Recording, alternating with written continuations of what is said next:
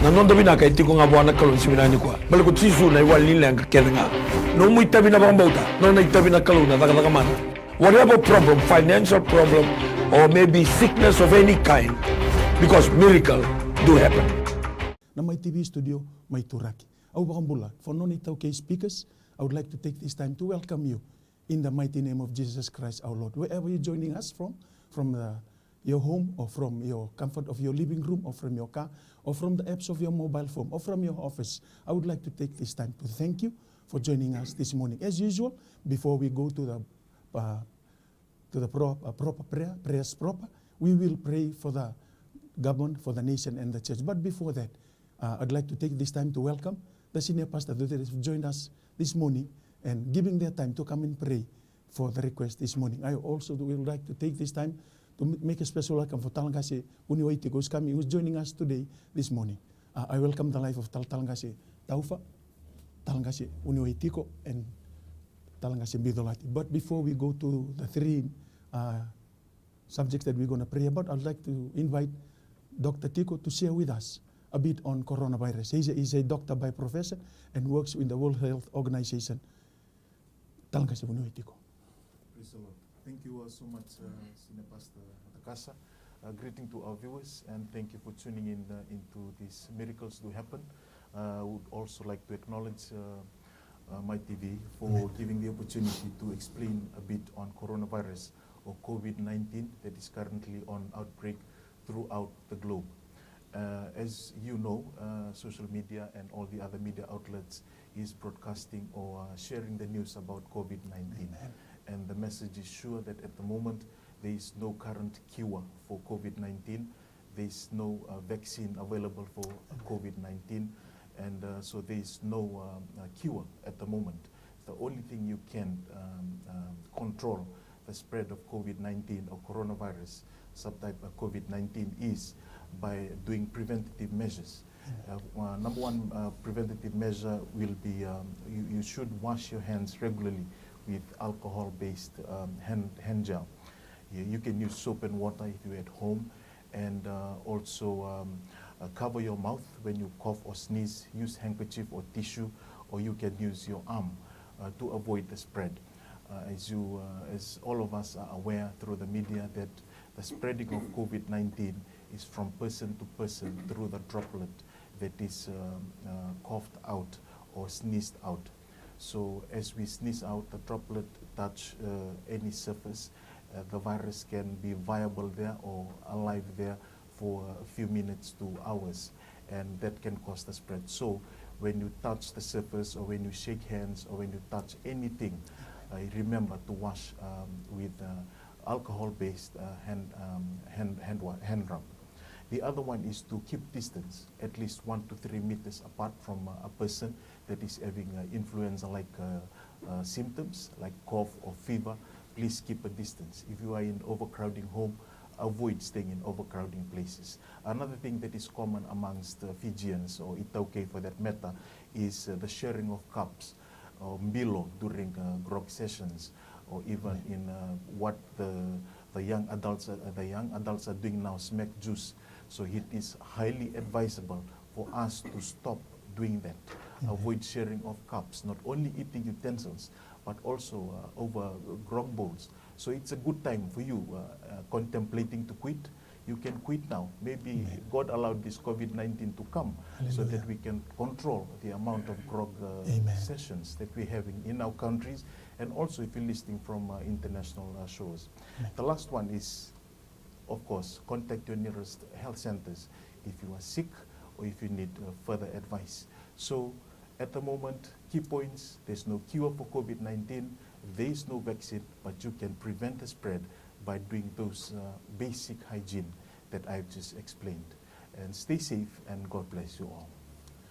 Thank you so much, Talangase Tiko, for enlightening us on the coronavirus. Wakana kene bagarau na masula na lutu na panua na matinitu nangai masula kita tiko na coronavirus. Sura tiko na bula ni Talangase Taufa na matakani ko. So na mami kalau mami mas na babi bina bikim ni na matam na binap mas na ba mundo bikim ni betul mami kila. Am sarabales na bi kali muni dakaba mami babi bina bikim ni. Turanga matani ko may masula bikim ni lotu ba Kristo sambuli chini. Bi mate song lotu ora kena bi gasilib na kena bi garabi na kena bi tamunuere. Mamile ba bikim ni. Masula na lotu sile bich kertuma. Waso silimu sablu kadiwa. Nonda mule talangase nonda mule turara. Rari titumbi na ngonongo. Bila bole turana nomne bilu tag nonda mbula. Ena matab na ni sini kuwa. Nonda mbula na turra lebu na turara ni bitamada dakana. Watawa. Ora sigandina na sigatumberi. Masu na kokone de chisu. Ni sule biru turana li bambo tandina. Na li garabi kemu ni balo. Wa indina turanga. Ena kabna ni sini kuwa. Na lo mana na itabi. Elo mana nabi kadibi. Lo mana soko songo lotu. Ena matab na ni sini. Masula bi kemu ni lotu katolika. Na wale nombule archbishop. Orna bete na kalu. Orna babu buli. Mamile babi kemu ni nakalo. Vita manuera rabing garabi kina nakalo. Turangan ngai bilu taki. Vedingu bembuli bo. Viva koko takin. Viva ramatakin. Viva ondon tay dalang nakalo. Ena bata chuningo nongo. Masula bi kemu lotu kabitu. Na kena presidenti. O na kena bingarabi. Na kena koribuli. Viva manuera bingarabi kina nakalo. Mamsale bi kemu ni. Tuna uli bonua mamsa. Kera buana nakalo. Kera nomni bilu taki. Kera nomni vedingu bembuli bo. Nonrambula. Ena matam na ni sini. Masula dalang nonrambula na Pentecostal churches. Hallelujah. CMF. AOG na All Nation. Agofai. Na Kingdom Ministry na kalo, na Master Seed, na Potter's House, na Lighthouse. Mamile ba bikem ni na kalo. Na bi mate song lotu ba Kristo sambule bichi ni kwa. Turanga indu mbia kana ni lotu. Indu mbia kana na kening ngarabi. So nango ndo berre tu ni mami. Mi daga bata na kalo. Turanga ni tamu tu bata na berya. Sule na belo mani, sule na daga bata, sule na ndo bata na kalo ne merani. Valutu na ivalu ni bunidai, buru-burongo. Kama mi sanga me mi ndo bata na kalo ne kena sangai. Me ba teno no ni tutu mbula, me ba teno no tutu ni rarama. Me osena ndina me mbula bichi, me mbula na kena kawa. Me mbula buru na kalo ne ba tatu ngonongo. Ena ka mata bana ni sini ko. Turanga. Amna sini rawata na bi ka kena ngone mami kau bata mata. Amna rawata ni mami bilo man dada bata. Min dine kina kawa tu sa Paulo bir me Filipai. Au sa rawata na ka kena ngana bu Kristo. O ko saba ko tegi mami. Turanga. Rubia mamsa kena no ni bilu taki. Ni ba do mata taka no ni mami mbula. Ora kena bilu taka na kena binga selebu na kalo. Mera ni ra. Durumir ne lo tamu mera bebu ke taka na kena baluti. Na gaga ni burida na gaga ni buto. Sa tibu me covid na mbulo vici na kuwa ele bata singo ngo. Turanga bina bole ni kutena liwele, kutena limode, kutena libudesa. Me kama mienda na baki mami kinda wa turanga. Na bikai ya do chuno ndo viti no ndo burindai. E bare ta chuana bikai tuno no muni vosa. Soko turanga kama ndo yanda na baki turanga. Ene bata singo ngo. Rokovi ndo kai kirine da muni. Ene da muni chisu na ni mami turanga. Kali mani bongo. Turanga binaka bole buna mataka binaka ni singendai kimi msama sula ka beke muni na nema mi banua binaka ngokutiti. Na bole buna bunoko ni suleber na nema mingasi buni baka tikori kima mikina me adop na singa binaka ni kuwa. Ndi mata tamata kima misama mbula bata na bunongo na bole buna no muni viso tak na nema mi banua. Mai na dona rakini mbula ni beka kani rakini mbula ni butumbuto ni kuwa kima misa reda na rarama kima misa wasiana no muni bosa kima misambula me baka niko ni sambula na nema mikalo sama sula kina nema mi banua beke muni asana tidi kavani nema mi banua non rambula na liu ni be ya sana na matambosi ni be sana na turanga sama sula ka beke muni liu ni be busa liu ni be matangali na liu ni be toka liu ni be mata bubali na nungu kalo au sama sula ka niko ni na sila na buku na kila kana elo matua na beka sa sira ni baka no mambuni kima misa dhaburaka ena ya daichiso ena mataka binaka ni singa ni kuwa nalo ni baka ndonu ikwa baka ataki kwa nalo ni kodhaba na yau na nungu kalo alo ni ngarabi kalo matakau alo ni ngarabi taka isau na nungu kalo baka tewor na turanga ngarabi kalo bu kima misa dhaburaka na nema mi banua ena ya daichiso na singa binaka ni kuwa kima muni nema mi kalo na kalo na ibiti na turanga kima mi declare taka na nungu kalo kima misa baka rota na turanga ni kima muni na kalo ni nema mi banua binabole buna be kor ke sara ena sana tirika bani nema mi banua biti lebu banua lebu baka kina na be ya tu anu ke sara na turanga au sa masulaka na nomuni be tango maki o na ngele na ite na turanga na kena be udhiwai na turanga na kena be mbaravi na kena sasalu na turanga o tamagu ni umbiraka na nomuni nratale ni bless ta turanga na nema mi banua yo misa lebo ndondonga na gete ni linga muni kau telebi na ndui na nema mi kalo kau telebi na be sanga na turanga kau telebi na alo ni sanga ni baka roko na turanga o mena la beti kina na muni yo misa raba na nema mi be korkoro na kena tumbu tamangu na vi ka na mbasulawa na nema mi vi korkor alo ni kana marijuana alo ni ngunu angona baka vi Italia na turanga alo ni ndau mateni alo ni kodo na turanga na vi alo sanga di baka mamuni kima misa dhaburaka ena singa vina kandi kuwa na koko mana ni adhamuni tisu vina bole utamanguna nema mi banua kima na baka rita vina katiko na turanga na vi bonua ke sara vina bole buna revival na nema mi banua vina bole turanga ni rena dhubu vi kemuni na lilu ni vi indi libi vi busa na turanga vi matagali na vi toko na vei mata bubal na turanga munisa nema mikalo ena singa binaka di kwa bina vole turanga ni gesulebe kemuna alo ni lomani kemuni alo ni reda bagi kemuni tsaba alo ni baka murena no muni bosa alo ni trust gi kemuni ena kabina di singa di kwa bina vole nema mi bono ko biti kemo misin mule da non rambula na lewe biti satu bena bese buru na turanga bless ta kirna kabi tali binaka di singa di kwa mesa nema mi batana no muni loma sala beti ro ko bindo kaina da muni chisu na nema mi turanga na nema mi bambula. Amen. Sobra ni to kalau ki to wa bine bina be kemuni na mataka ni singi dai. To rara ki me dambor be kemuni na ni mami mateni tu. Ki me masula na non rubula na presidente ni bono viti. No na matu bale na kalau ki na itabi ko ni kadibi ko ekena me garava. Na kena garabi na ni mami mbula na luni bono viti. Masula ki tala na kalau na mbula ni prime minister ni mateni tu viti. Kima mi tambor no matu bale tambor tanga kena baka kena na no itabi ko ni kadibi ko kena na kalo na kena liuta kena ni mi maturi tu na kena na sala na kalo ko ni ngandreba ko ni bena kata ki kima mi na kalo tambor ki ki muni na kalo na non rambula na ministers todo ko sar na kalo uere ko rabitor linga ta tu na kena didi ba kena ni mi maturi tu na matanga di sini kuar sa masula kena kalo na non rambula non ramatu bale na kalo masula kena non ministries na kalo masula kita la baka kena non permanent secretaries uere ke sar na kalo era vitor linga ta tu na kena didi ba kena ni mami matini tu na matanga di kuar na kalo kima mina no matalanga na kalo na non rambula na opposition na kalo to na na parliamentarians todo ko sar sa tambor na non rambula ki ke muni na matani ko na itabi ko ni kadibi rekina merandambe merabitalo no merabaka tule watakana ni mami na be kami ke mi tosokina ke mi sa tambor non rambula ki ke muni mo sula talanga na kalo non rambula na speaker na matani kuwa ke ira todo ko sar era baka itabi tikira ena kena baka tule watakina ni mami matini tu ki to sa tambor ki ke muni na matani sigini ko na kalo tambor ki ke muni na kalo na bewe kani todo ko sare mbukia na matin tu ko biti ke na be bonu taleso ke na be songo taleso e sa tambor ki ke muni na kalo na be kae ngandrebi me na rawai kina na kalo sa tambor ki ke muni na kalo na naki ni matin tu ko biti na kalo me sa biu chunga kina getting linga muni na matakan di singin dai o turanga muni na bota muni na baka tule wataka na kalo turanga kana no muni bosa kima mi tuba ngana ka yana kena ya no muni ngana kalo na matakan di singin kuwa ira bole muni na ya chunga na no muni lewa yana di mami matini tu na matakan di singin kuwa lebu na ndendre lebu na kai tu me na baka itabi kina na matin tu ye kima mi sa tambora ke di muni di kemuni na kalo ko ni lewa na ni mami singin mataka yana matani singin ko sa tambor non rombule ba len do sar be kemuni na kalo na be tambana todo ko sar sa tambor ki be kemuni mai be ko e vilu ta ki be ko sarai daga sari rada kalo sa tambor non rombule todo ko na kalo o turanga muni na be ba kalo ngataki yana matani ko bina sara ba lebu na matin tu ko biti bina ba lebu ni na chunga na linga muni bina ba lebu ni na ba kalo chunga ki be kemuni da ki sa masu na da muni chisu na ba mbula. Heavenly Father, this is a special prayer for the coronavirus. Hallelujah. Father, we pray for our nation. Father, we pray for special protection. Father, we pray for all the major port of entries. We pray, Father, for the major airports. Father, we pray for your precious blood to seal and cover our nation. Father, we pray for people that may have evil intentions. Father, you know.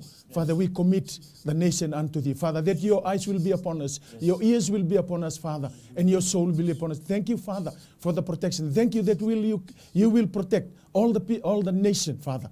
All the people that have come to call Fiji their home. Father, we pray for the different races. Father, we pray for the Ministry of Health. We pray for the workers, the logistics, Father, as they go about trying to counter this virus, Father, for everything, Father, that they will be working upon. The Minister for Health, the government, the nation, Father, we pray for protection, Father. We pray, Father, this virus, we declare, Father, that Fiji will be safe, Father. We pray that this virus will never enter Fiji because, Father, you will hear our prayer. Thank you so much for hearing our prayers. Thank you, Father, for being with us this morning. We commit all these prayers in the mighty name of Jesus Christ, our Lord, and we say, Amen and Amen, Amen. Bidang anak tek satu konggo talaga si Taufa kere me masulagi na nungta sa mbagi rono nan dapat Tiko kalibuti nga nakitian kasangan ni lutorao kene karongan ni teks kere me masulagi na maramana tinang ko tobi ko Tiko nang ganu niab kira me masuk lengan menurun teksa talngas tau. Sabi na kalau may masulakan na text sila man matang ni kuha na kir na del ni wambauta tuno ni boss at maya may tangi wikim ni tigim ni na rongo na may masuk na batak lamay na vi kalilib vi kai sekani kilay tura ni ngay batak lamay ni buwaling ko ni kum ni bulati ni batak lag na marama na ngunel lewa text mo ingon berteman ni kum ni kandina na mataw na sini ko so patu sa nambula tura may nambula ndela ni uluna kita ni bantara na lewa na sunu bidik nondra oy ko na budi ni kete usa komante ko maka tigi tan lako ena kau ko de chisu ena kamna sini ko binabale tura usa patu sa nambula umbirano nambula no ni ndra sawsaba ena matawa bina ni sini ko binabale ni serek no nambula na tubu turang lo ni bubale ena matawa ni sini ko na norto marama na tinana na kalo au sa masu na kau ko de chisu nunu chimiana bana tura ni taranan durunan taranan lewa na sui na bidi ko nandra zahada niko ena kau ko de chisu turangan na mau nikem ni kuita mami bambole kina au sabatu sa nambula watu sana visireki yuko na libi batu tongani lako bita nambula ena kau ko de chisu binabale no visireki chisu na nema mi bambula amen talngas tiko ndona teksto ngo tala kere miu masulaki ni tobi mati tiko karonga ni teks ona umba admit tiko na la ward na CWM hospital tundi sa tobi mati bimbi sartiko talngas tiko turanga binabole buna mataka binaka ni sikini kuwa binabole buni kemni sanga ni ndobo salasu kemni na kalu taka mana kemni na kalu beba kambulai au sa masula ka turanga na text la ko tsukuma na mataka ni kuwa na tobi mate na turanga na buno ndambe tiku kina na turanga na marama na mataka binaka ni singendai kemni na beba kambulai na turanga burandela na kina mbote ne bana au sa kadiba na mbula na dai chisu ni tarana bidiko na uona sui na turanga beba kambulai na tikini ngona tobi mate tiku na turanga au sa kadiba na mbula na singa binaka ni kuwa. Thank you for your healing power over her life in Jesus' mighty name. Lord, I pray for Naumba's life lying down at Rewa Ward this wonderful morning. In Jesus' mighty name, I pray for your divine intervention into her life. Thank you, Father God, for healing her. Your word says, by your stripes we are healed. We receive healing over that ward in Rewa Ward. Not only her bed, Naumba, the other beds in Rewa Ward, oh Father, the whole of CWM Hospital. We pray for your divine healing. Spirit of infirmity, get out from that bed. In Jesus' mighty name, we declare your healing. In Jesus' name we pray. amen. Praise the Lord ni sambula binaka. Emeni nimbula binaka. Meni nimbula binaka. Mai nau ni bosto mai dake mai. Namuni ker ni bi masulaki. Gonga o pawi na gonga. Meni Kere masulaki no bula na sirong kisar mata o ventana kana kena mosi sa kupusar na kena mosi kira ngana mi masulaki tanta. ko ngaya nau. Iya, Naka. kira bata no ku kali finge bula rua. Emeni. Tal nga sila. Turai ke me sama su na mataka ni singin dai ke mina numa na num ni wanda ngiri chuku me na mataka ni singin dai no musi ni serena ngiri sar chuku me na ronga na mataka ni singin kuwa turanga usa musula na bule nei pau na kalo na mataka ni kuwa turanga na musi e tau chuku na ngona ki tu wa bini bina ni ko me ki ke muni na mataka ni kuwa turanga usa baga rota na musi ni sare na mataka ni kuwa e na koko ni ave chisu usa thabura galevi o wa tau nga taka na mataka ni singin kuwa turanga sa sereke na mbula bina ke no mbula na mataka ni kuwa na numi tale singa na lubian na ngone lelai na kalo sa kay bula ruwa chiko sa gambor gi ke muni na mataka ni singin dindai turanga bina ba lebu na kalo na mataka ni kuwa na bibang lalataki may na tobi mate na mataka ni singin dindai bina ba lebu na bibang bulai turanga sa sereke na mbula bina na no mbula numni wanda na mataka ni singin kuwa bina ba lebu na bibang bulai na mataka ni singin kuwa muni na rokobi muni ndokai ngaki na chisu na bibang bula. Praise the Lord ni sambula binaka. Iya, ni sambula binaka. Mai nau mai no muni ker ni bi masulaki. Ube abar tangan menunggu babi ni binaka na makau sawot ye. Emeni Oye unda na maramatina wa kireti ko en membaleta na lubengu. Ayam baki baboli na mati chikono na tilo. emeni. Ninangulungo sangiri mai na lubengu ela ko tungo baka na tulau. Sangiri mo ko bi unu singa tambu ni sa tau lubo bua intona dola bimbi. Praise the Lord. Ube bar tangan nunggu babi ni binaka na buku ni bi masulaki. Kena karuanga na lubengu tingo me Engilandi. Meni Singa moni ti sana bimbi moko na bale kina. Me sana ngole na bonua ebe baruta kikina na kemba. Na buku na tereni ke na fitness na medical taranga sana leluri ke na bonua ya emeni. Di na bonua lebo Engilandi. O kere na nom do be masula ki membaleta na no ni lako na lubeng kungo e bobo na bono ya e na bondo train Tiko. Amen. Tolu na ya u na bondo mai kai na bono ni bono misala ko kina le zaka ke kina na kambaleta na medical na fitness ke na vi kataleso. Amen. O kere wala nga tala nom do be masulaki. Hallelujah. Kene ka tolu na nungkumbula nga yo na marama tinana. Amen. Na nunggu ngurlasa wa babuta taljunga na matasao sabe binaka. Amen. Ya, ongi kere wala nga baka tutumbu talmiki nungo eso na bola la. Yo kere wala nga mundabe masulaki. Amen. Membaleta na nunggu bola. Binaka ba ile Binaka ba kambauta na kaluna matakani kuwa.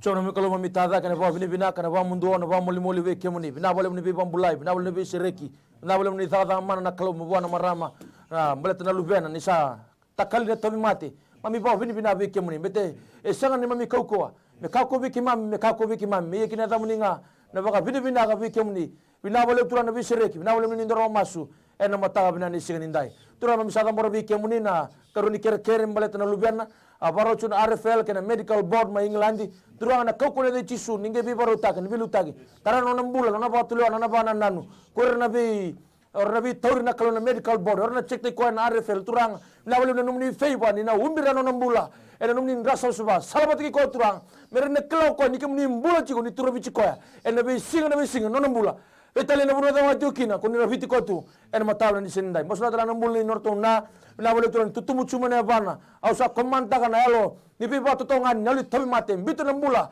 wa tik mana bana rosa ena kau kone de chisu ena mata bana ni sini ko wa tsana nambula wa tsana bisireki umira no nambula no ni rasa saba ro ko ndo kai kine na damuni ena damni chisu na ni mami bambula amen tanga stiko ronga na teksto ngo masula ki ngana nungu mata bubale ke na ndendre ela odoro mitiko kende karu kere me masula ki na nungu mata bubale na tabi mate ke na lenga ni bale kinangele turanga bina boleh buna teks ya rumai na mata bina kani singa ni kuah rona mata bubale na turanga roma su kere tu mai masula kina tobi mate la ko durmatiko na non rombula ni mata bubale na dai chisu au sakati bana pe pakambulai na turanga na singa bina kani kuah. Thank you for your healing over those children. Thank you for the healing over that man and that woman that is texting this wonderful morning. Thank you for your divine power.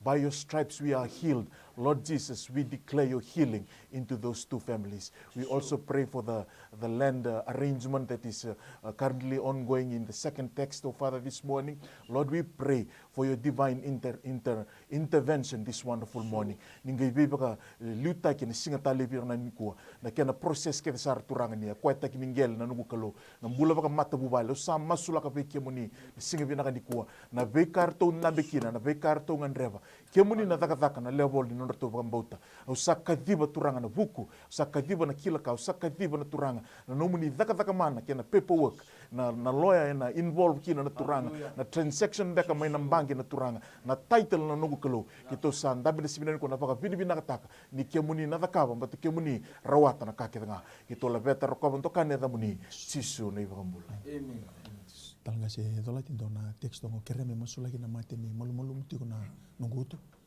se tawio tiko na ambake ronondo tini kete wakausa ekosken mai na CWM se na bula kome berat to taramanda na ngiringo ni sambula binaka. Praise the Lord, ni bula binaka.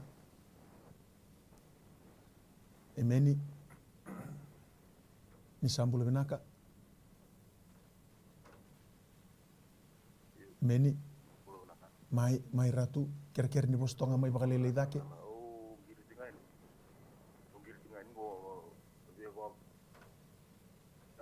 Iyo mai kitu sarungo dikem ni kira-kira mo ni bostonga mai bakalele dake.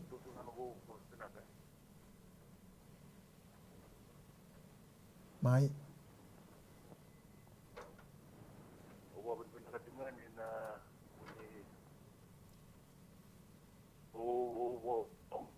Di bena katinga na buni di masula kia wa kere na di masula kia na bula sauti. Emeni. Bula sauti na karoso ulitinga wa bena katinga me masula kia no ngone rakatiko na vile wai wateke no tina. Amen.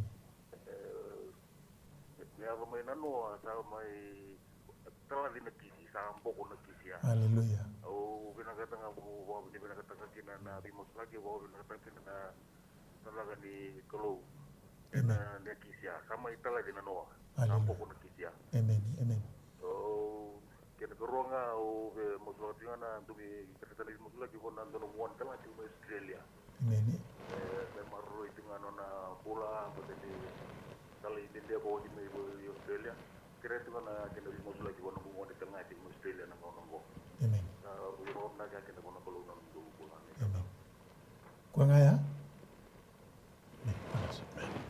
Turanga ki mami baka bini bina kaiwe ki muni na matanga ni sing ni dai. Labe ti tuna baka bini bina kana kalau na numuni rongo masu ki mami rongo da chuna kena tugu matani nda buena matanga ni sing ni ko. Bina bole buna kalau. Na be banga la tagi na kalau mena bile wai. Amasu lagi na ndona ngona na kalau ni rongo da na masu na matanga ni ko.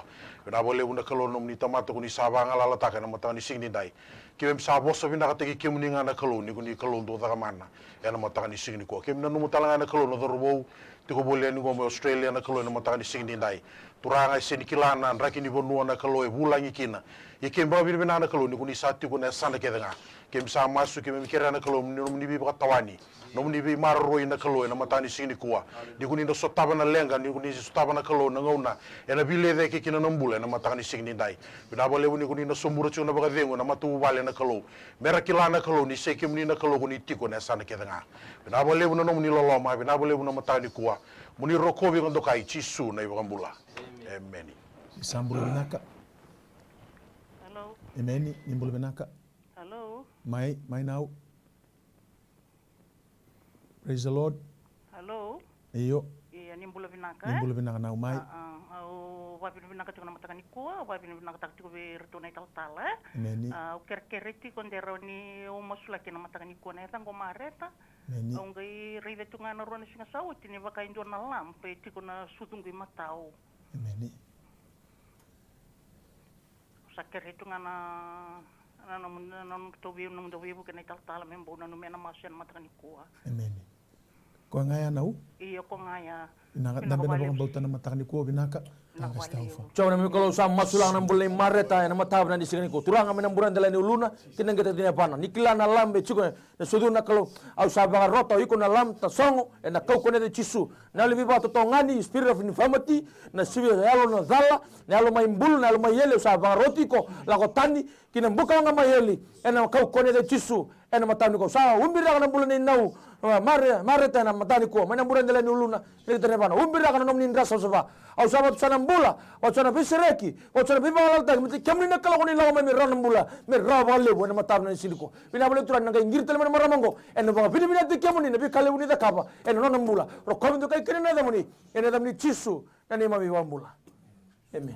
Talaga sa tikon doon na text no, kira-kira may masula kina ulung kung daw-dawiri, anang una may undawunduri, sa taumbali tiko kina karuanga, kira may masula kina nungu matabubali, kina nungu ngonele, anong assessment, and a British kami bibu kikina nakalo. Kemuni sa lisuba may na nima mi be mataka. Na boleh buturang na maramay text ko may na mataka inday na turang. Na boleh na tobi mate lako duru matiko na nugu kalo. Dawir na uluna na ngone tu taki kina se menduri kina boy rimbe ka ni ulu na turanga. Au sa masula ka turanga na brain cells kete sar na nugu kalo. That cranial nerves kete sar na turanga sa masulaka ni kemuni na intervene kina na singa binaka ni kuwa. Umbira ka na numuni rasa saba. Kitumbe ka sona clot na turanga. Kitumbu tsukumbe ka na rana nugu kalo. Oh kemuni na bakalu tuma na ave chisu. Ni kemuni na bipa kambulai na singa binaka ni kuwa. Kemuni na sulian na brain cells wo na turanga na mataka binaka ni singa ndai. Menang garapa binaki na nona itabi. Ena loma ni nona mata bubali. Na boleh nona ngone leo na turanga. Duri tuka ni tamango na British Army na mataka binaka ni singa ni kuwa. Kemuni na be liu taki kina na turanga ni sulian na buku na kila kana loma tua na kau na turanga na ngauna ni tereni. Bako sibi tamango me kile kemuni reraba kemuni loma ni kemuni tsava. Ena singa binaka ko sama sulaka na mata bubala. Na bika kete sara to lago duruma. Ade chisu kito sa receive taka. No muni be pakambulai, no muni be sotabe, no muni favor kina mata bubale. Ena mataka binaka ni singa ni kuwa. Mena la beti ndondo ngakina na ada muni chisu. Amen. Nisambula binaka. Amen. Praise the Lord. Nimbula binaka. Amen. Amen. Kema kemi sarong odi kiko. Kami masula kita nunggu berubo manoa. Kere muni bosto kami dake. Kita nongol itu kami berhenti ada kita nongol lang itu tunggu. Kami malu itu nak kalau. Kami bukan ni mau pakai sebito dua begitu.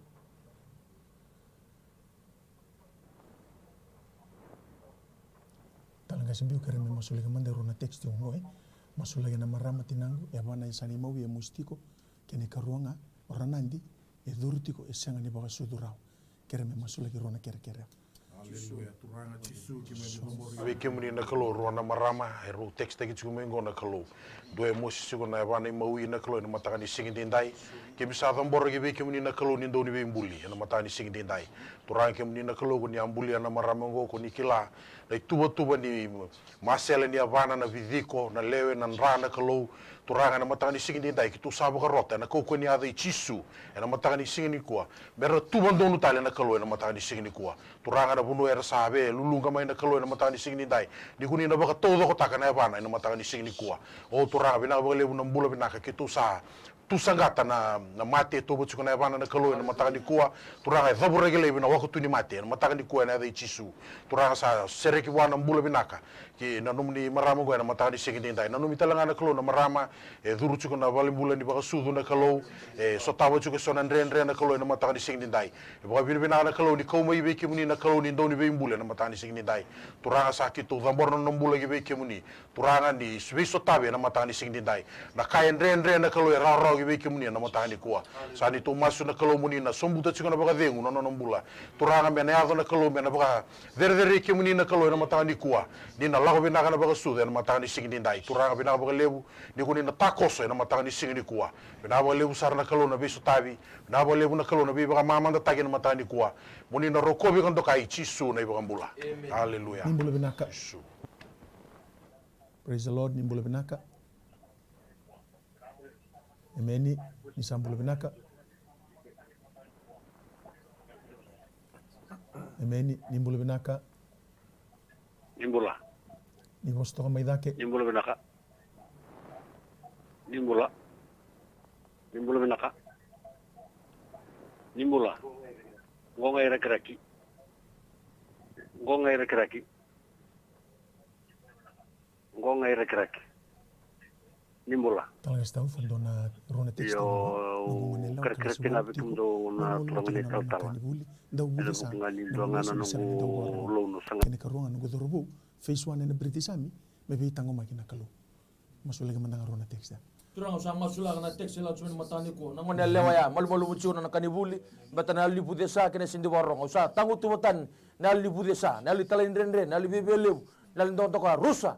Na kau kone de chisu mera ni ngara bagina mabina ne tabi mera ni rata kino kana makabinaka ena matab na ni sini ko turang usa pa tusana mengone lewa bubuai roka turang ena buguna na tala na nona bisutana na ndeng nimbula mele warong tali ro turang ena tabi sa tumatana menang garab na klo masula talanga na karuni text meleta na lubana endora turanga meleta na kana paparo chungo ma England na klo waru tuma na RFL se waru tuma na medical board turanga usa pa tusana ni favor ni uru waru na nona mbula ni dengu bikoya wako kote ko turanga ni bisere ki bibanga lalta ki bibaru tak telanga ro ko windo kay kirne damni ene damni chisu na ne mami wambula amen na sudungu sa otingo e bana embaki na kiana maboto kene karua me masula kina mbula sianga tigo ni raw ni bosa bere talanga stiko to tarama ndona ngiringo ni sambula binaka ni mbula binaka. Praise the Lord. Kau mana awak cerita cuma nampak ya? Kalau cuma na TV, apa cuma sahaja ambil cuma, anggai tarang ya. Ni sambula binaka. Emeni kemni sarungo dia Tiko. Kelas apa nanda utala wakanda talanga Tiko. Turanga bina wale na mataka bina ka disingin ni kosa masula ka na marama e text ko may na mataka bina ka disingin dai maboti ko na sudu na savana emba na ada chisu usaka diba na mbula usaka diba na nomuni weni kemuni kuita lo yena biba ka mbula na turanga mboro na sudu na rurua e na mataka bina ka disingin ni ko we declare healing over those breasts in Jesus mighty name ina wale buturanga na marama talanga e text ko may na mataka ni ko na nugu kalo e na toy matela ko durumati ko na turanga ni kay biba ka mbulai e na mataka bina ka disingin ni ko ni taka mana na singa binaka di kuwa o tamago ni be pakambulay turanga na tikiniango tobi mati Tiko na mataka binaka ni singa ni kuwa kito sabaka tusana mbula kito sabaka binaka taka na damuni chisu na nito turanga na nito pakambula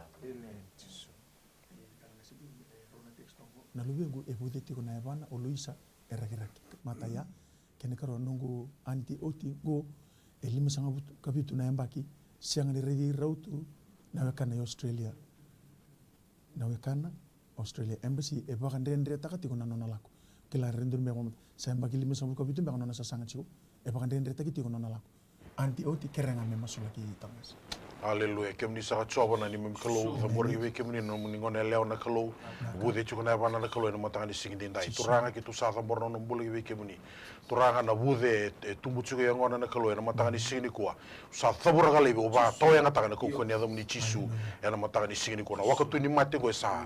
Vaudi ba to yang ataki. Turanga sa ba rusai na ada chisu ya na matanga ni singin kuwa. Bina ba lebu na kalau na bi ba mbulai. Bina ba lebu turanga ni ko ni na suliana yang obo na kalau ni ba to takana ngone na matani sing dindai o bina bole una kalo na biba mulai na matani sing dindai tura ke na numu tali chingana num ni banta na kalo sa sanga chung meba balabu bela ko ni Australia na kalo tura ke to ba bina na kalo na yalo ni ngase na ni ngone no muni na matani kuwa tura bina bole ni kuni le waira era ba tule wa takana ila la ko na ke na duru mina bonu na kalo bina bole na matani sing dindai saki ma bizo bor ibe kim ni na kalo ke to masula na kalo na application to da usar na daka ver na le assess takana kalo na matani sing dindai tura ke to sa masu na kalo di takoso di baga do kaki na kalo turame na baga tusana no muni na vandongo na kalo di kemni ngana kalo go ni baga do kai na mata ni signi ko na bole usar turana no muni ro masu muni ro kobi kan do kai chisu na baga mbula amen Isambula binaka nimbula binaka iya ker ni masula kinga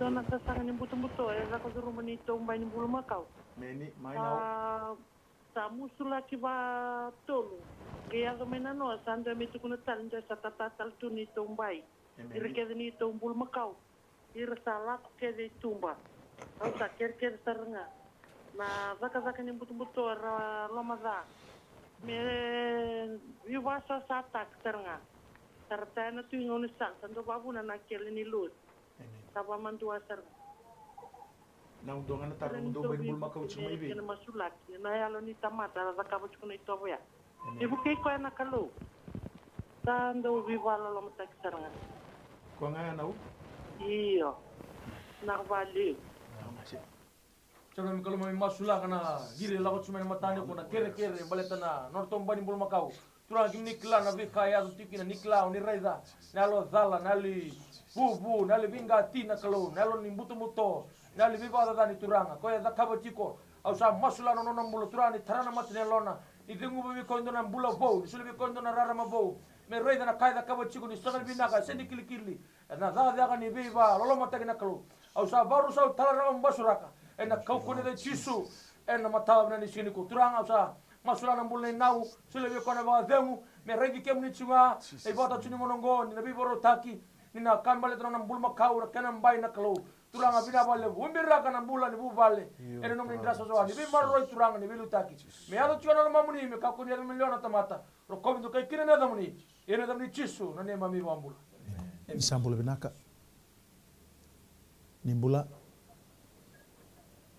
emeni nimbula binaka mai nomuni ker ni bi masulaki iya ker na asi sama teman bulong kono ngora kat kono bulong na FDB emeni ker ni masulak ngambele temer ni tabu tekin tono bisnis emeni ko ngaya ratu ko ngaya bina bali bu tawa turanga bina bole buna nomuni pakatulewa na mataka bina kanisi ni ko kemuni nomuni na lewa kenanga kemuni tamangu ko ni pakatulewa o itu ni lewa en dal libur mo nomuni sama sulaka na turanga girti ko na mataka ni ko no nasasanga loan kina FDB na mataka bina kanisi ngendai tamangu sama sulaka na kena proses ta kena paperwork kita sar verto na assess ta kana application na nugu kalo na kena transfer na documents na turanga na kena stampa ta ki lawyer na turanga na vika kita sar na turanga sama masulaka umbiraka na nomunin rana singa binanga ni ko o masulaka na turanga ngirti kumai di buke ko me trust ta kemuni ke ko me revi kemuni tsuka bata kemuni somo botu na ni mi bambauta na singa binanga ni ko mena yanga kina nomuni daga na turanga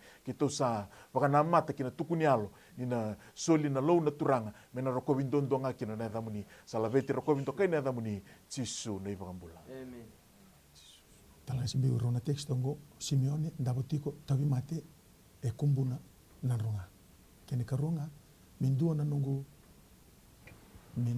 daga nungu ni mai Amerika kena nungu momo e mol mutiko na ngona oi mindua na daga Amerika nona ni kena momo mol ite na ngona imbere atangas ni sambula binaka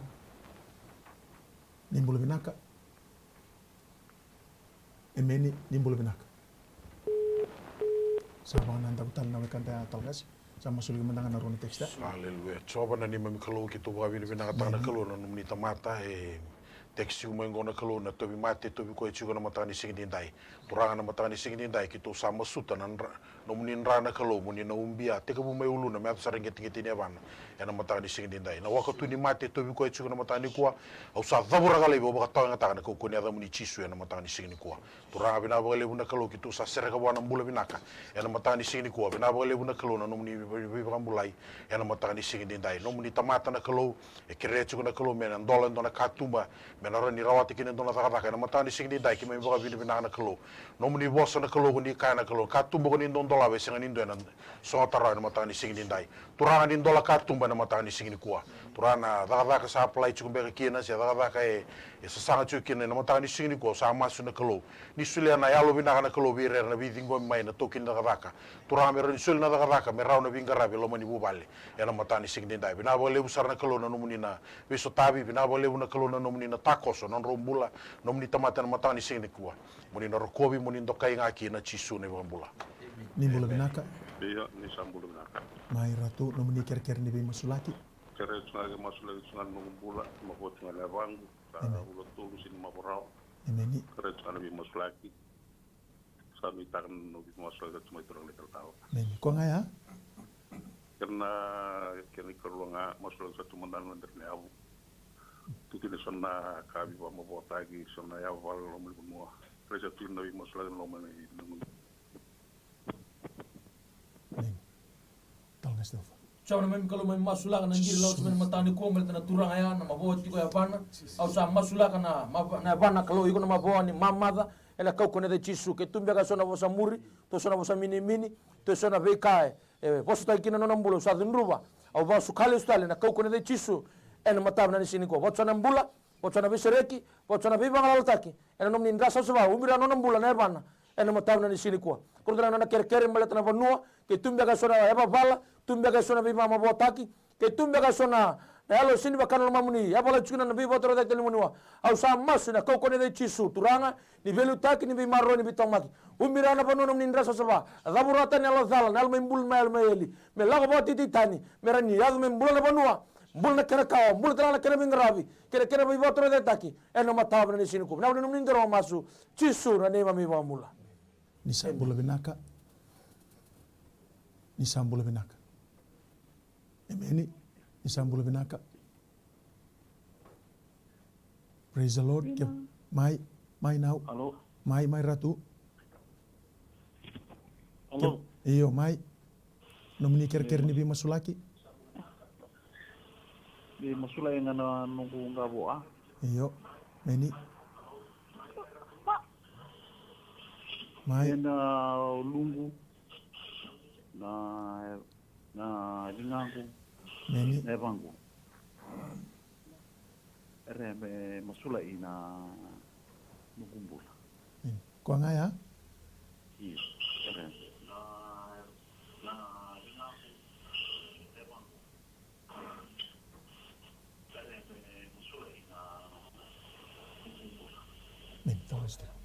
turanga vina vole bona mataka vina kani singa tayo sa masula kana turanga engiri tiku mena mataka ni ko engiri ndonu na turanga e trust ki kebuni na turanga murandela na doki na mboto ne bana no kalo tamago momo sitiku na ngona na turanga na uluna na no kalo na lingana patiki na bana ade chisu no muni nra tamago umbira kana no mbula na vole buna bebe kan bulai na turanga tarana bitiko na wona suina no kalo na nabe na salani nra na turanga rondo kin na no muni nra membula na no muni tamata me tomani na benga rave na takadaka na vole turanga sa ko tusana mbula na betro ko bindo kaina da muni chisu nei bagambula amen talga simbi urona teksto ngo nungu ibondo ni daga ibalang gonga ososi mai rewa kene karu me masula ke nungu bubale sikeli e batulele ni berea talga starama tanangiringo ni sambulo binaka nimbulo binaka ya nimbulo binaka mai nomuni ker ni bi masulaki kira-kira nga kaya ni masulaki nungu mata bubale bakame siko kila dola kesi bakame kitu na BTV ni vadava ni tumbuli ni mata bubale meni kwa ngaya ratu iyo kira-kira ni masulaki na nungu mbuli ni Yo bela kera chukula no payment sa due to. Meni. O yo sa zengu mena takadaka. Meni. Meni, wakambauta na kaluna matakani koni ranitako, subuno sarangai kondamikina, tal ngasimbi. Kemuni sa tsoba na ni me kalau ki me tambore we kemuni na ngiri la ko tsiku mengo na matani sigini kuwa turanga ki me ba bir bina ta na kalau na bubale mai tambore ki be kemuni kaundo no tsiku me na matani sigini ndai ki be kemuni na matani kuwa turanga na bossa muri na bossa ni dhunru ya kaste ki tukina lo mani bubale go na matani sigini kuwa na ko ko nya da chisu e sa tangu tu bile ba tawe ngata ki na be kasas to do ngona kalau ba sukai le na bunu la ko mai kina na kalau na matani sunga zaburaki ba tawe ngata ki na kalau na matani sigini kuwa turanga ni sobaraka na mbula binaka na kalau ni sobaraka na kalau na yalo binaka beira na kalau na mata biwe kani na kalau turanga sule bir na yalo ni be bosbosoti na mataka ni singi dindai turanga sa masu na kalau na bubale ngo na kalau ni bangala la tegi lebi na be kesto do ngo au sa umbia na nomnin rai na mataka ni singi dindai no nor tombula bira bale na kalau ba tu sai tu na kalau ni mai degu tuna raka na mataka ni singi ko sa ni to masu na kalau mataka ni kuwa uni ia na kalau na be sotabi na lomani bubale ngo na kalau indola ba na be katumba turanga na mataka ni singi kuwa ni be sotabi na kalau na be kair to kania na be kair to ngunu na kalau o turanga mer to na kilani mbula chuko ndo na kalau turanga na kalau ni lewana be ka ke na mataka ni singi kuwa bina bale busar turanga be sotabi na bale na be bangala la tai muni rokobi kondo kai chisu na be mbula ni sambula binaka nimbula binaka emeni nimbula binaka mai nomuni ker ni masulaki meni o kere me moslek nga nongumbula meni ni sona mate nga mamosi kena kerua o kere me moslek mandana neto na chana to no ni ke ndona pana kes endo tolo na dundu na elo koko na wakana andoni kwa ngabatiko konga ya naka sabna me kalau mai masu na kau kone dai chisu masula kana bula dona turanga ngiri cuma imbalatan nona mbulo turanga omosi kuna ngona turani tarana leo na suni vidiko nonra ikuna alwa zala na alma imbul na alma yeli baka tite baka tiki tani lako rusa ena kau kone de chisu sa ubira na mbulo ninga ya ena nomni ninga sa saban ndani lami tawazala turanga bina wale ni nga bisere ki bibanga lataki au batsa na mbula yana kau kone de chisu masula tala na mbulo ni to mbulo na bitinani o na marama na tina na kalau nali sini ndo barong nali bibe leo nali ndondoka nalo zala nalo ni via basura kana bubale au sa thabura tani baka tiki tani rusa ena kauko ne de chisu no tombula na ngone na kalau sule bertura na li barong nali talira rawa rokoba na no tombula tumbu haleluya na mataga bina ni sini ko bina bole turana bisere kana mo bubale bina bole no bibambula bibanga lataki bina tala bole no bibaro taki biso tabi maso na ni chisu na ne mami bambula ni sambula binaka nimbula binaka nimbula binaka mai ratu nomuni ker ni bi masulaki eu ker juga ni masulaki eu au batale me na vale gala ka ni tu ma ni na no na sing mo meni etia o te viu chuko na mosini ulu na mosini sersari na mosini jimbingu kakende mo mosinengu amen ai karungani nungu kerkere mai ratu ai karungani nungu kerkere rochu nungu to kwanga sibewe turangale wala kwe budiru rutu ne bana lolo rutu meni kere me masulaki porque kwanga ne veo kwatara veo kwa mile structure amen kwanga ya ratu kwanga ya naka bakambauta na kaluna matakani ko rin tako sa katakamana talagas turanga bina bole bona mataka bina kani sikini ko sama sula kana turanga ngiri tiku mo ina turanga no nanuma no mata bubale ko e ko ngasi bwa o ko e poka kina be ko ngone bwa erto to bi matiti ko na mataka bina kani sikini ko tamangu kita ka tsuna taka isau sau na turanga au tu sanga ta daburaka na they chisu spirit of infirmity in that family uproot you in Jesus mighty name. Lord, I pray for that man that is asking for prayer right now, Father God. All those mild symptoms of flu over his life, oh Father, we speak blessings and we speak healing over his life. Father God, the body pains, oh Father, we pray healing, we declare healing in Jesus' mighty name. I pray for his elder brother, the lawyer, that has got leg pain, oh Father God, discoloration of both the legs. In Jesus' mighty name, we receive healing over both those legs in Jesus' mighty name. Thank you, Father God, for your healing power. He will stand up again to continue his work, oh Father. Lord, I pray for the younger brother that's suffering from stroke, whichever vessel is occlusion right now. Lord, we pray for the melting of that blood clot, oh Father God. Restore that stroke, Father. He will stand up again to declare your goodness and your mercy. Thank you, Father God, for your healing this wonderful morning. In Jesus' mighty name we pray. Nimbula binaka. Ya nimbula binaka. Mai ratu nomini kira ni bima sulaki. Ndu nung kira ndu na lubingo to bikoti kona gout. Saya ngai amba kirus ngabul kapa. Amen. Rende tuno na bilo kaya kitu. Kini bulimbul ni saya tin na wai. Amen. Kira tingana no mundu bima sulaki. Kwa ngaya ratu. Yes sir. Maka tolong kasih lagi. Soba na dito kalau kita bawa bina ke muni na kalau na ngiri la ko mengo na numi chuki nendo na ngone na kalau e tobi ko chuki na gaut na matani sing dai o tura kita sa gamborno na mbula ke muni tura nga usa maso na matani sing ni kuwa na buni mate na kalau na matani sing dai sa favura ke lebi ba ka nga taki ya na ko ni ada ichisu na matani kuwa tura na be kai ngandre bana yang ngona na kalau na mbula ikina bina bole buna kalau ni kuni na resto ta na kalau na matani sing ni kuwa ni semani yang ngona na momosi endo bu mai kena ena matanga ni singini ko na kalau kitu sama su na kalau tura sereki wana mbula binaka na matanga ni singini dai sa thabura gele bina wakatu ni mate ena koko ni ada ichisu ena matanga ni singini ko bina bole buna nomni na biba mbulai bina bole buna kalau na wakatu sana tamatongo na kalau di sambula na ada ichisu kitu masukina na matanga ni singini ko bina bole busar nomni loloma chisu na biba mbula amen Ngesta forronga na teksto mo na matango mo Tiko kena taka ni bunita ena ngombula ya dango pin kene karua. My brother Lilo got a stroke for 2 years now.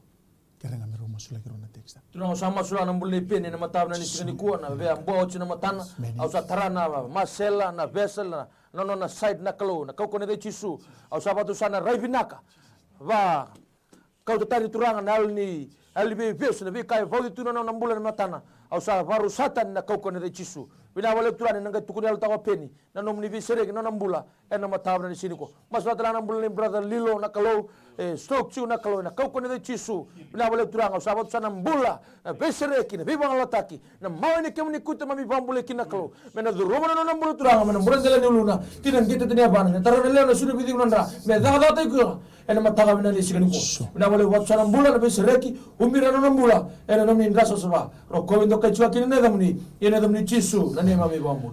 Ni sambula binaka. Mai nomuni ker ni bima sulaki. Mai nau. Ker mau masulaki. Meni. Masulaki yang tengah nalu begitu Amerika. Meni. O iba sa dende singgir tu kumai. Meni. Indo dapat tu lenga. O keremer tu masulaki babitinani. Elu kumbulat telengah, mesti undur Meni. O sa ker masulaki telengah. Sa kenelio. Nau talgas Tiko. Turanga bina bole buna nomuni van tangir semua na mataka bina kan isingan tai. Na nungu Tiko na lubian no iba. Bagi na arto ngon arto makumbuna. Ada ichisu sama sulaka na turanga arto mata bubale. Mai merika na singa bina kan diko Tiko na pakana nanu na bubale viti. Na kukelo na beka arto laka duruma na mataka ndai. Au sama sulaka na nomuni baka dengu. Sanga disulia roko burbura kuni na sumbuta na mata bubale. Ibe buki na turanga na kiana ristota kina mata bubale. Narto na bengiriti tal na kukelo. Na tomani Tiko na bei maliwa ibina kana turanga na beka sanga di bakana lo mamuni na kena to maliwa au daburaka na ave chisu na singa bina kana diko no muni banda talanga to mati Tiko na mataka ni kuwa momosi ni amo na no kalo sama sulaka ni kemni na beka mbulai na mataka bina kana singa ni kuwa bakambulana no muni banda ko to ndo no no na lenga mato kemni ne wali lenga kena sala beti ro ko binto kaina da muni wasbina kata kina da muni chisu na bakambula Ni sambula binaka. Ni mbula binaka. Emeni ni mbula binaka. Mai nomuni ker ni bima sulaki. Au ker la kere to masulaki la na lugengo tangan sa siwi to no to wimu na kana tawa mo na kana moriwa. Emeni. Ko ngaya ratu. Iyo emeni. Naka. Talangasi. Soba na nito kalau kita buat bina katali ke bekim ni anak matani ko. Bina boleh unang giri ala kau main na kalau. Nanu bicu bekim ni na kalau na rambulan na lalai na lo mani bu bale ko na kalau. Turanga bina boleh turanga cisu anak matani sing di dai. Diko ni na baka takila ni se kim ni ngana kalau ka senga talen dua anak matani sing ko. Bina boleh ni nomuni na alo ni ngase. Nomuni talanga na alo ni ngone anak matani ko. So bor bekim ni na kalau na nor to umbulan na ngone. To talende ndre chuko na kalau to. Bimuri chuko na ko ni ada cisu na kalau. Au sapo na be yalo sini bakana lo momni tako sobo chuko no ndo tumbule na matani kwa na be karo to tale taka na matani sini kwa sama suna kalo muni baka tawe nga taka mai na ndo to ngangande na kalo na matani siko ni ba ngala tigir to mai kena na kalo o to ra chi su merto ni ba ngoli to na kalo ni sule merto na yalo to ngandre bi kemuni merto ngandre bana be kabi na kana kalo na matani sini kwa bina bole usar to rana nomni lo bina bole no nomni be so tabi na matani kwa muni rokobe kondo kai chi su ne ba ngambula amen ni bule benaka Nimbula. Mai no muni ker ni be masulaki. Ker going by. Emeni. Ker masulaki matana lube monele mataka na le ngida tika na zone lo toka na ba zone. Emeni. Ker tanga na masulaki na dorbo mantanga ne tiko na penyu we sa muri ko na no ela ko buli ngele yele mena na kar. Ko ngana u? Kena me masulaki gele yele mena na kadni bodo kena na Chelsea se berni au taltina mai. Amen. Kera talanga me masulaki talanga no monele wa ka chuki kera na no me masulaki bona na mbula do to mat vale. Que me masulaki talanga ni to matu vale que tu se ret bu nga ko bodo lo de ka me avala tikuni to tikuni na vale talta.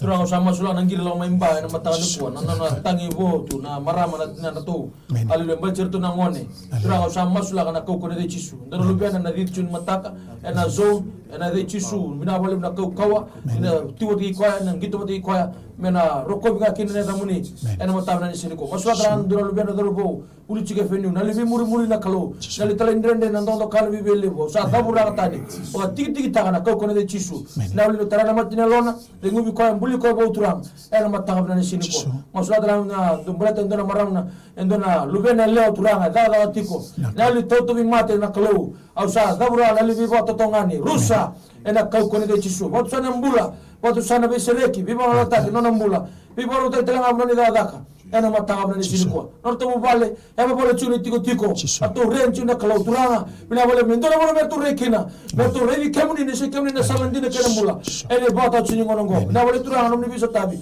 na bole bi boro taki na bole bi ba bole bi sereki ro ko ndo kai kine ne damuni yene damni chisu na nema mi wambula amen me pakanga ni sama itombo kanto kes koso ko ngauna we tor na ngona binaka ngobi kito na timi ni bengara bini kuwa me ubaka bini binaka bole bono muni sulia no muni ngauna nandone aua ngauna ni bimasulaki no muni baka mbauta tiko na kalongo sa baka nui na taliboni na text na bimasulaki takani ko ni na takoso na kalu ya ninga ina no matunga kito tamatanga kito tamatanga ni sonan raki ni mbula ndambula takati ko ndonu membiu dondono me baka sabata kina mbula au bisure telanga na matakani ko ke baka mbaka indono matabubal iko sa sangati ko ni lotu iko le lotu mo songo lotu wangarando na balin lotu mo lotu kin ke dondo kay baka lebu na buno iko tiko kin ke baka sa sangani lotu wangara don songo lotu ni me de skito bisure tit dola tu be kenda na tiko isuwa sema ma yakina ke resten na baka bini bina lebu telanga na ngonongo na buno be ngarabi na bi bol liu na MaiTV mbula ni Stanley Simpson na mbula ni CEO Mrs. Rachel Bulono